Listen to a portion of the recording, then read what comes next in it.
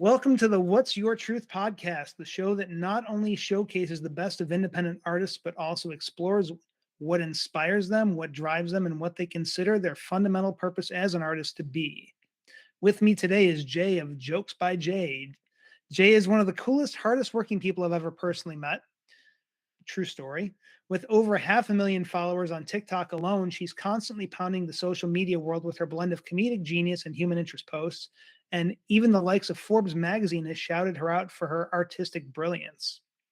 Alongside her flawless execution of her plans for world domination via hilarious mistranslations of random phrases in every foreign language known to man, Jay has also done stand up at the prestigious Comedy Store in Los Angeles, as well as several other clubs on the Los Angeles improv and comedy circuit.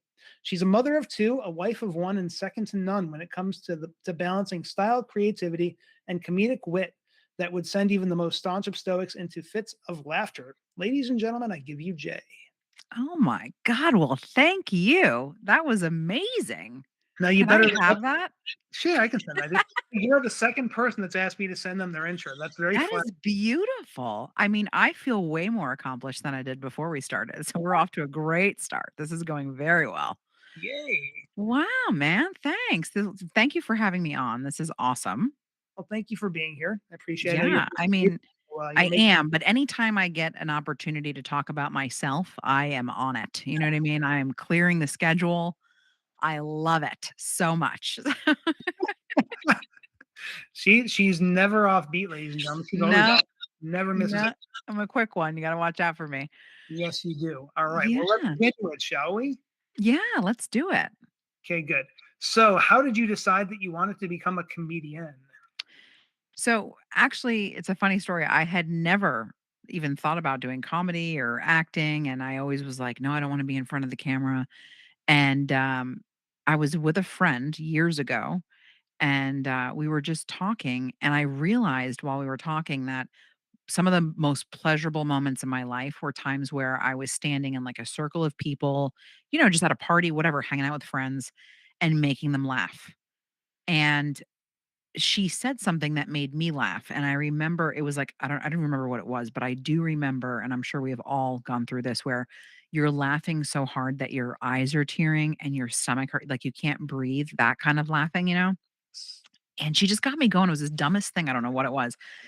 And I realized that, like, when that's happening, no matter what you have going on in your life, I don't care who you are, I don't care what you've been through, you're disconnected from that when you're laughing, you know? And I was like, God, if I could create that in the masses or create that for some small group of people, I feel like I have been a service to people. You know what I mean? Like it's to me like the greatest thing that you can do is help someone. And one of the best ways to help someone is to get them to just, crack the F up. You know what I mean? Like, so I was like, okay, yeah, but I hate being in front of the camera and I hate attention. These were all lies, by the way. At that time, I didn't know. And I was talking to my other friend, different person, and I told her and I was like, "I don't know, dude, like I wanna do stand-up comedy, but I'm fucking terrified, like, that's terrifying, you know?"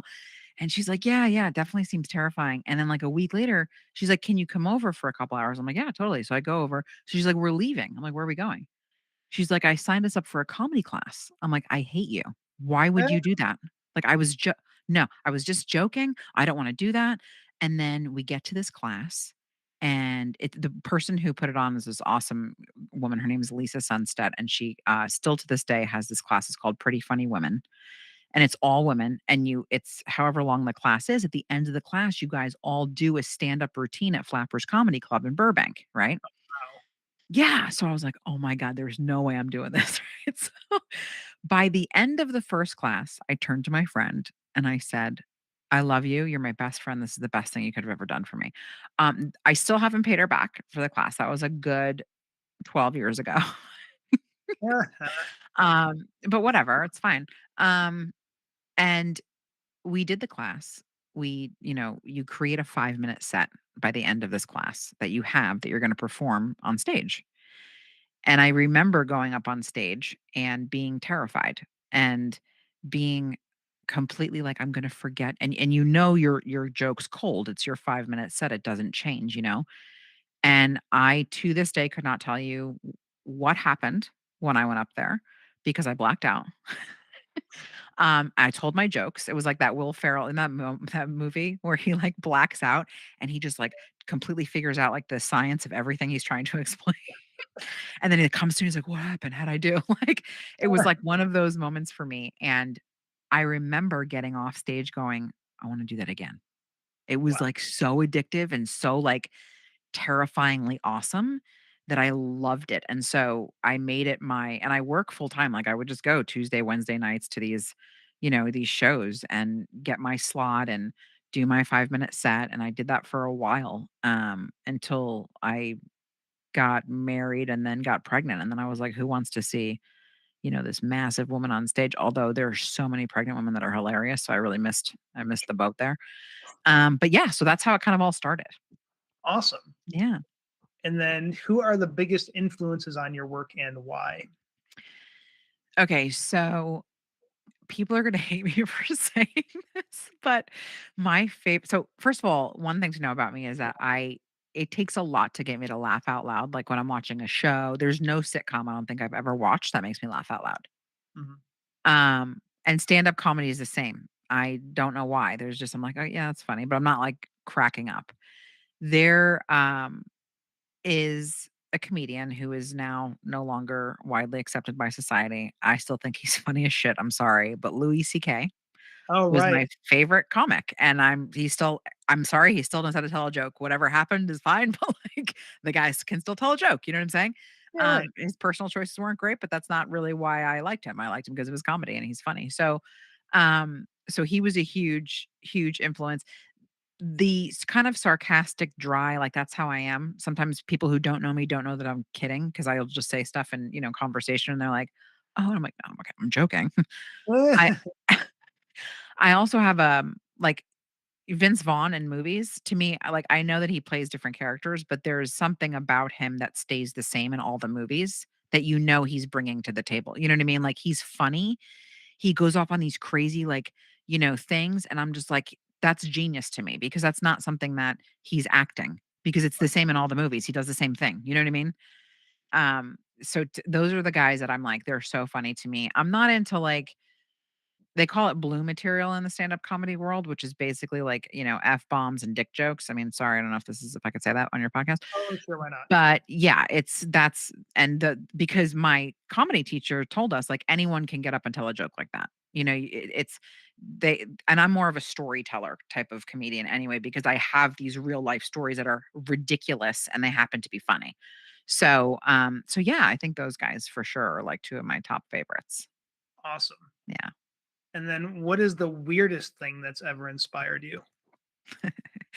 The weirdest thing that ever inspired me was, this thing that actually happened to me, and it was the biggest hitting joke of my 5-minute set. So it's not really a joke, this actually happened, but I'll tell you the story if we have time. Please. Great. So, I'm kind of the queen of, like, putting my foot in my mouth, like, or there's an awkward situation, I try to lighten it with comedy and I screw it up and make it worse. But to me, that's funny to other people. You know what I mean? When it's happening to me in the moment, it's awful Yeah, and you right. just want to, like, leave your skin. But when you tell the story, it's like it's hilarious. So there was this time and this happened and I was like, "Oh my God," like, I remember being in comedy class and they were talking about stuff like this and I told this story and they're like, Janine, like, that's your head, like, that's your main joke." And I'm like, "Okay. By the way, yeah, my name is Janine, but everyone calls me Jay." Anyway, um, and this was pre-J days. No. So anyway, so This is the OG Janine. yeah, it was the OG Janine. Okay, so I'm in an apartment. Me and my husband live in an apartment. At this time, we're just engaged. And there's a girl who just moved in across the hall. Her name is Megan, right? So I'm coming up the stairs, and like you go up the stairs in the apartment, and my door's on the right, and her door's on the left, and we're both kind of going up at the same time. And I'm like, "Oh, hey, I'm Jay. I live across the hall." And she's like, "Hey," she's like, "I'm Megan," and she starts chatting, and we're chatting, and then she starts to enter my apartment with me. So I'm like, "Oh yes, of course, come in. Yeah, that's great." So she comes in and she sits down and she starts telling me her whole life story. And I don't know what's happening, but this happens to me all the time. People come to me and I love it. I love it. You know what I mean? But they come to me like, it doesn't matter if you hardly know me, you're like, "I need to talk." And I'm like, I'm listening. So for someone who likes to talk about themselves so much, this happens to me more often than I'd like to admit. She comes in, she sits down, life story starts going at it, and she says in this order, she's sitting down and I'm standing up also. So I'm like, "Yeah, make yourself at home." She goes, "I was drinking and I was doing drugs and then I had an abortion." And then she stops talking. And I'm in my apartment. And I'm like, "This is incredibly awkward. I don't know what's happening. I don't know what to say. I don't know how soon recent this story. I don't know what's going on." You know what I mean? So she's just quiet and she's just looking at me like she's just so sorry for what she just told me, and I don't know what to say. So like I'm like, it's okay. I mean, like, could have been worse, right? You could have like had the baby and like put it in the like in the dumpster. Like that would have been terrible. I don't know who says this. This is what's coming out of my mouth in real time and I can't control it, right? And you can't leave because it's your apartment. And I can't leave. And she's just sitting there. And then she cuts me off to go, "Oh, I wouldn't do that." And I'm like, "Well, obviously wouldn't do that. It was a fucking joke." You know what I mean? Like she goes, "No, I wouldn't do that because I'm a dumpster baby." Oh. What? And I'm like, so this is my real time reaction. Where do "No, you you're go? not." I go, "No, you're not. Nobody's a dumpster baby in real life." That's what I say. It just gets Oh, worse. So she goes, "No, I was. My mom left me in a dumpster and then someone found me." And I'm like, "This is not happening right now." And this person lives across the hall. Do you know what I'm saying? yeah. You're gonna see them every once in a while, like, in Awful, the morning on the way to your car. awful. And I want to just like, I'm like, "Get out of my body." Like, I'm like, I can't go anywhere. So somehow I get through that. Later on that night, my husband comes home from work. My fiance at the time comes home from work and I tell him what happened. And he's like, "Who does that?" I go, "I know. Who, like, carries a baby full term, like, has" he goes, "No." I go, "What are you talking about?" He goes, "Who the hell tells a dumpster baby joke to someone the first time they meet them?" I'm like, "What?" Like, you just like, "I have these in my back pocket." Like, "Oh, there goes Jay again with a dumpster baby." Like, I've never done that. I don't know why I said that. It was awful, and Oh, it man. was the most awkward, weirdest thing ever that I was like, "I need to take this and make somebody have joy from it," because it was so awful for me. God, I mean, I feel bad saying it's hilarious. No, it's okay. That's the purpose because it served no other purpose. Well, yeah, it's like, and if you're right. It's like you gotta get something out of that situation. Otherwise, it's just depressing. 100%. It's one of those things, if you don't laugh, you're crying. Do you know what I mean? It's 1,000% that kind of a story. And Yeah, I'll tell you, dude, like, it's funny in stand-up comedy, it's amazing to me, like, how many of these guys have, like, really dark stuff in their past, but they take it and they make it fun, and that to me is actually awesome. You know what I mean? Like, yeah, they don't let it, affect their life to a point that it's so, like, detrimental. They go, "No, I'm gonna take this and I'm gonna make it a joke," because there is some truth to every joke. Like, you yeah, could tell a joke and write a joke about something that truly happened in your life, and you could go tell it on stage and it would hit and it would be funny. And I could tell that same story and it wouldn't hit and it wouldn't be funny because it's not true for me. It's not something that happened in my life. So yeah, you just tell it differently when it's something when there's truth in all of these jokes that you hear. You know what I mean? Like it's really interesting. yeah, 100%. And what you said too about just the comedians that really are like they've had messed up shit happen, and then they're joking as a way to handle it. Like Yeah. I would say Jim Carrey and Robin Williams were both like that. Oh, If I'm not mistaken. totally. Obviously, Robin Williams, rest in peace, went south eventually, but Jim Carrey was like that as well. Like, Yeah. his In Living Color days was all him coping with shit that just sucked in his life. He lived in his car. Yeah, that's He right. lived in his car. You would walk home, I think, from school or something and, like, be like, "I'm good," and, like, go around these, like, this shrubbery and go to his, like, station wagon that he lived in with his dad. It's so sad, Yeah, and it's like these guys turned it around, so exactly. They incredibly turned it around. yeah. Yeah. So, on that note, kind of, sort of, how has your art influenced other people? Well, that's actually a little emotional because Okay. I didn't really fully see how that was until I got on TikTok. So TikTok happened for me in 2020 when everything was going on and no one could really leave their homes and all this stuff. My same best friend who signed me up for the comedy class said to me, "Janine, you should do your stand up on TikTok." I said, "What the hell is TikTok?" I had no idea what it was. Of course, nowadays you download something, you figure it out in like 2 seconds. Like, okay, so I figured it out. And at that time I could only record like 30 or 60-second bits, so I would do these little things. And there was a girl who who sent me a message and she said that she was diagnosed with brain cancer like a year prior, and she has been in bed and of course devastated because she's terminal Yeah. and young girl. and, um, and she hasn't smiled since she found out, and that she doesn't remember the last time she laughed so hard, Wow. and she thanked me so much for that, and I was literally bawling as I was reading this comment because 'cause I'm like, "Oh my god, this is exactly why I'm doing this," you know? So Yeah. that was no one can hold a candle to that girl's comment, like, that was incredible. Well, and that's full circle back. I think that was one of the first things you said on the when we were started talking earlier is that it's like giving someone that belly laugh, that gut laugh, that just makes it so all the shit goes away. Yeah, I mean, totally. that's incredible. Yeah, to hear that from someone that has that going on, I'm like, "Oh my god," like, it just doesn't get any better. No, it really doesn't. I'm getting emotional. Yeah, it's like like, sorry.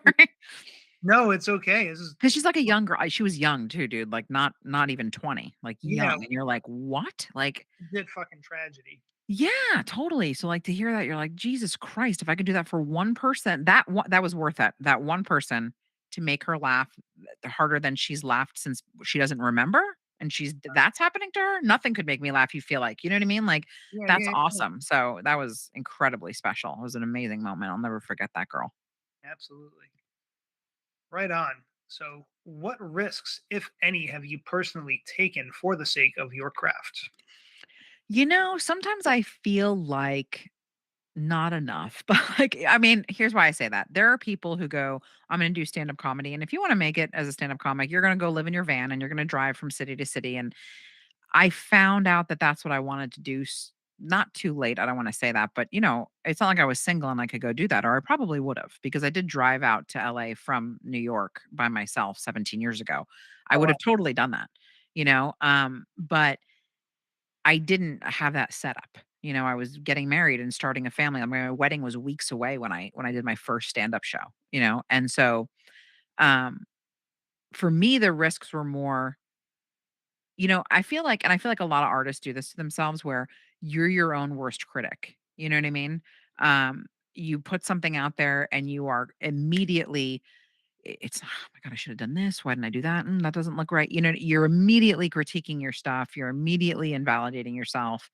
And I did this recently. I just launched my first episode of my podcast on, I think, Monday night, and Mm, I wouldn't listen to it for 24 hours. I was like, it was awful. I didn't plan it. I didn't have an outline. I didn't do this, da, da, da, blah, blah, and all this stuff. And then I started getting all this feedback from people and how much they liked it and how it was funny. And they just felt like it was so conversational. And I'm like, oh my God, really? And then I listened to it. And I think that for me, the biggest risk is like putting yourself out there, you know, these videos, especially on social media, like with TikTok and stuff, right? Like that's where I'm the biggest. You once that video's out there, it's out there. You know what I mean? And there's nothing I can really, even if I delete it, it's out there. You know what I mean? Like somebody downloaded it to their phone, whatever. yeah, yeah, yeah. You can't take it back.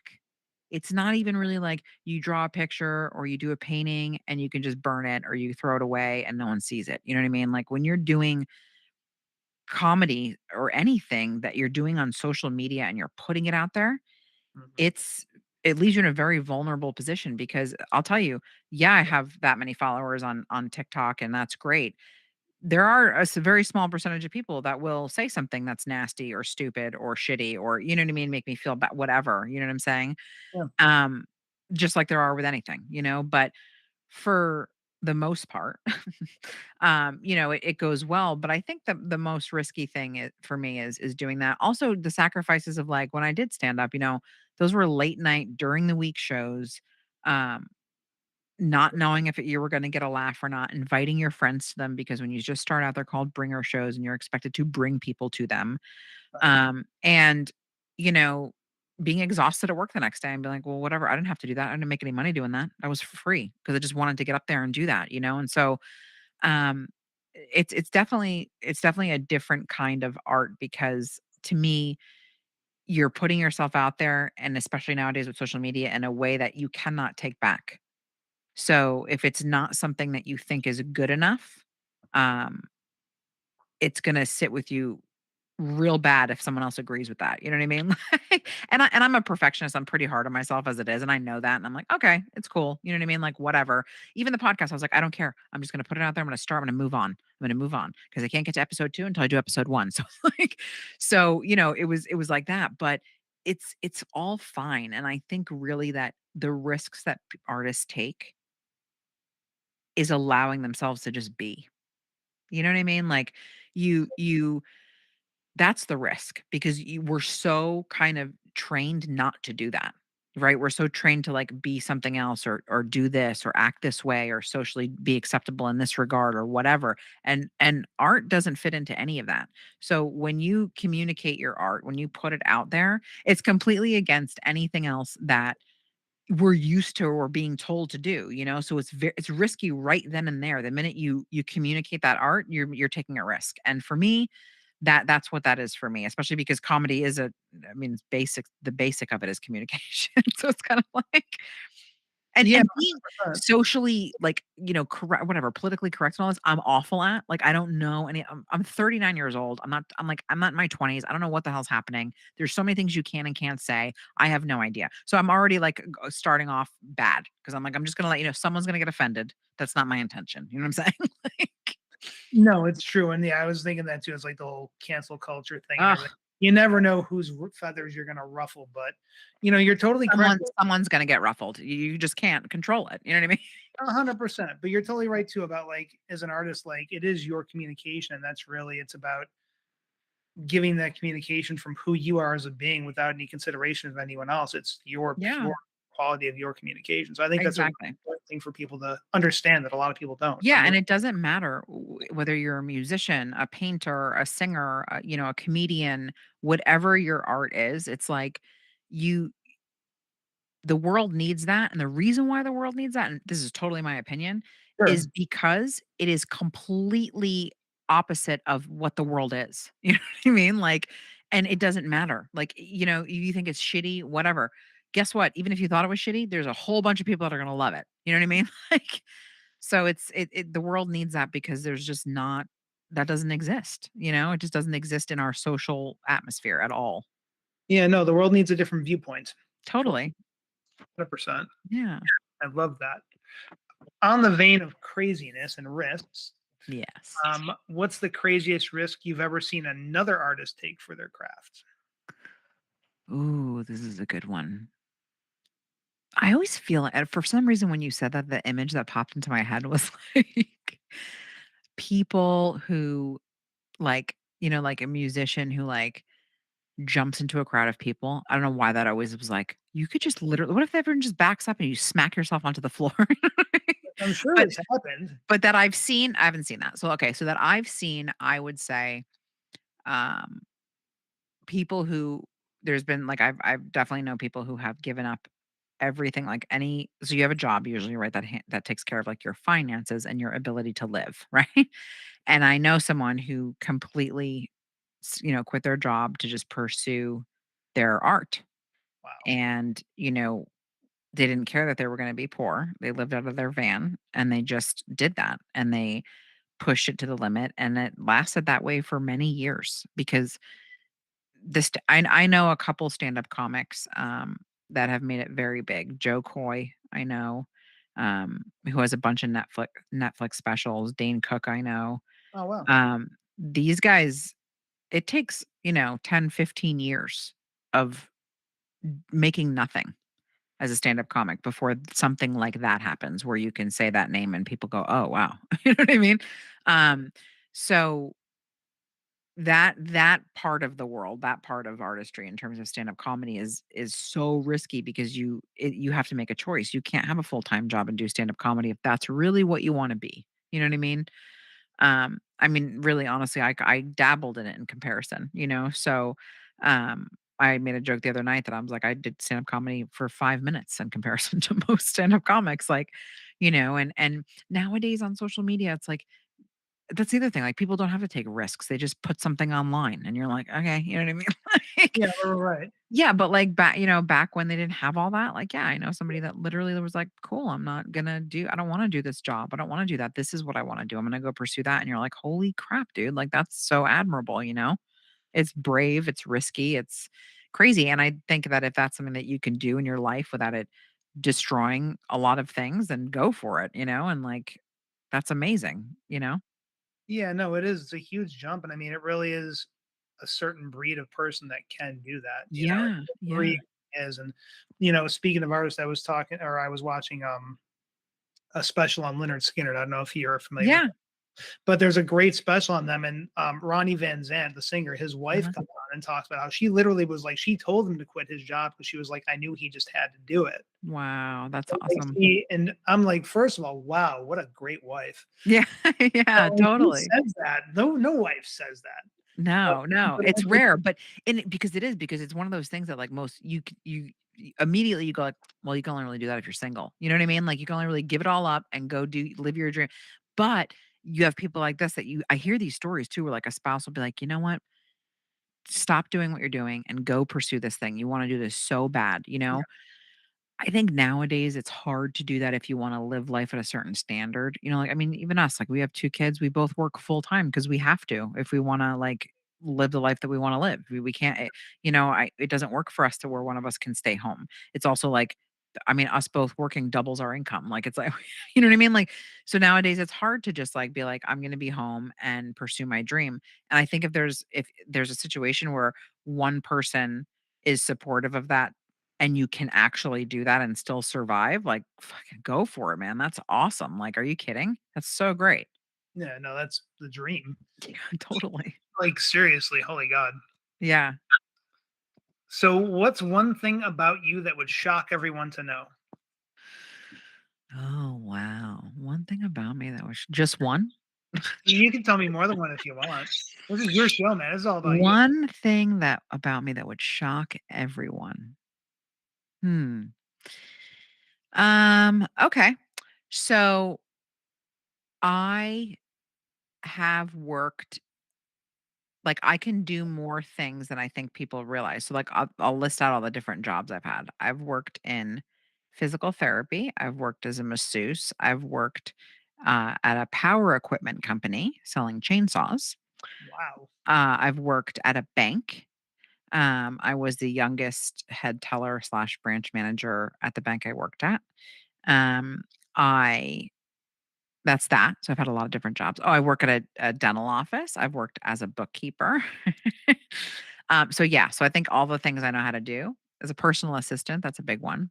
Yeah, that's a big one. Another shocking thing, I guess, would be um, that that I fully, okay, this is very shocking. A lot of people don't know this about me, but years and years ago, I I became a drug addict for a weekend, and I blew all of my just for a weekend.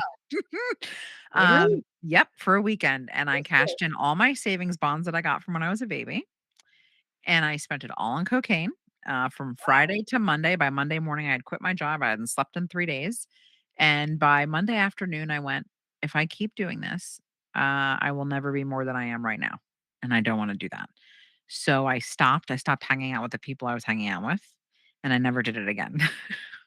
Wow. Because it was such a severe swing of the pendulum, like, I was like, "This is a bad situation." Yeah. Holy crap. That. Yeah, Oh, and then I oh, couldn't go to any part, like, I people would invite me to parties, I'm like, "Is there gonna be cocaine?" And I'm like, "I can't go." Like, I just wouldn't go, I wouldn't be around it, right? It was, yeah. like, crazy Right. because I was like, "No, I don't trust myself." So that's something else that's shocking, and then there was a third thing. What was the third thing I thought of?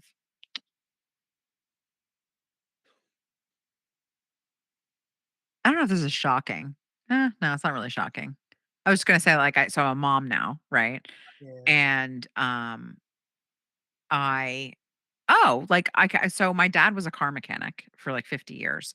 So I know how to change my oil, and I can change my tire if it's flat. I can do that. That's pretty shocking, I feel like, That's impressive. I for cannot that's change impressive, right? That's I impressive. cannot change my oil, so I'm pretty sure you're more of a man than I am I technically. changed my flat tire in the snow in upstate New York when I used to live there by myself on the side of the road. I was very proud of myself. Wow. Yeah, and I'm very, very good with, like, tech and computers, which most people don't know. I think that's it. That's enough, right? Jay, you are a shocking lady. I think the weekend drug addict thing really blew them away. I think that's That is shocking. I mean, just but what's really funny, it's not the drug addict part, it's the speed that that whole cycle happened. Like, it was just, like, it's like a full 5-year circle. cycle in 4 days, man. Give That's me a it. 3-day weekend and I'll figure it out. And that's like the most cost-effective way to be a drug addict. Get it done in a long weekend. That's right. That's Like right. I literally. destroyed my future savings and my entire life. I had no job by Monday. I was like, "This is probably not a good like, what's gonna happen?" Tomorrow's Tuesday. Like, Yeah, who right. does coke on a Tuesday? No, I'm just kidding. Like, I was like, "What are Actually, we doing?" so yeah, wow. That's Yeah, it's incredible. crazy. It's Please crazy. tell me you use that in your stand-up. You know what? I haven't ever really talked about Really? that, but I'm gonna address it. Now my podcast, I'll address it. I was gonna say, you gotta use that. You can't not use that. That's so good. That is so funny. Oh my god. Okay, so where do we go from cocaine? I Well, don't know. let's This is gonna be it's a really hard act to follow. yeah, cocaine is. What's the one thing or tool that you absolutely cannot live without as an artist and why? Wait, what is the sorry, Or so the tool? the one thing or tool that you absolutely cannot live without as an artist and why? And bear in mind, a tool does not have to be something tangible necessarily. People.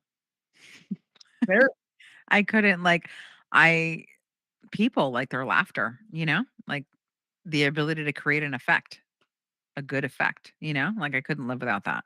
Because that's what comedy is. It's hearing the laughter. That's how you know. Even it's interesting like I used to do these live streams, right? Like on Twitch or TikTok and stuff and when you do them comments pop up on your screen of like people are asking stuff in real time and you know you're kind of interacting with them in a way, you know? yeah. And I loved that, and I would do these lives for, like, 2 or 3 hours, and my husband would come in and he'd be like, "How do you talk for that long? Like, I don't understand." And I'm like, "It's a gift, man. You can give me any topic, and I will just fucking talk about it for as long as you want me to talk about it." But I did this podcast, I was just saying, right, the other night, and I was like, "I'm gonna try to do an hour." And it was hard because you're not I don't wanna say you're talking to dead air because eventually someone's gonna hear it or, you know, watch it or whatever, but there's no interaction. So you really have to be able to just carry it on your own, and it's not an easy task. I didn't even make it to the hour. It was like 37 minutes long, I think. Oh wow. Yeah, which is That's not bad pretty for good. a That's one-way flow of constant communication, you know what I mean? yeah, and I get that. Yeah, because you're not getting the responses. You have to almost like mock Yeah. up in your head how people are going to respond to this. Yes, yes, and it was like, "Oh my god," like and I also feel like I'm funnier in conversation, like, you get material from the whatever, you're talking to someone and you know what I mean? Like and that wasn't and I was like, "This is a very different platform. This is a very different situation," you know? And so I think, like, that also made me realize, like, what you just asked about, like, okay, so that tool, like, is it's still people because, like, I couldn't, like, remember earlier I was, like, saying how hard I was on myself, but then people commented or they, Uh, you know, reached out to me and they were like, "Oh my god, you" and I was like, "Oh, okay, good." You need that balance, you know, to know that you're doing a good job, you know, like, that you created a good effect, that people thought you were funny, and you're like, "Okay, good," because that's all I'm here for you, you know what I'm saying? Like, I'm here to make you laugh, like, dance monkey, you know what I mean? Like, yeah, right. Oh my god. Oh. One side about Johnny, he hates that song, but I get what you're saying. But only because I've heard it so damn much. I know, I know. You know what? I was getting a little old and then, I met and became quite acquainted with the singer, um, Well, because and she is and so she, damn nice. Huh? yeah, she used to do busking in Santa Monica. Isn't that what she wrote that about? Actually, that song. I don't know. We didn't talk about the actual song. I was just like she was a patient in my office actually, Oh, in the dental office I work in, and she's such a kind person that I was just on repeat on the way home on that song. It's very catchy. You know what I mean? It's very you gotta give it that. It's very catchy. oh no, it totally is. It's incredibly catchy. And she has a lot of good songs on that album actually that people don't even know about.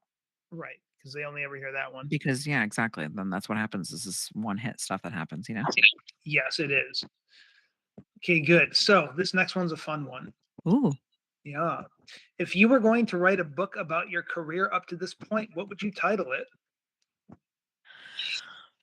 Oh, I like this one. If I was gonna write a book about my career.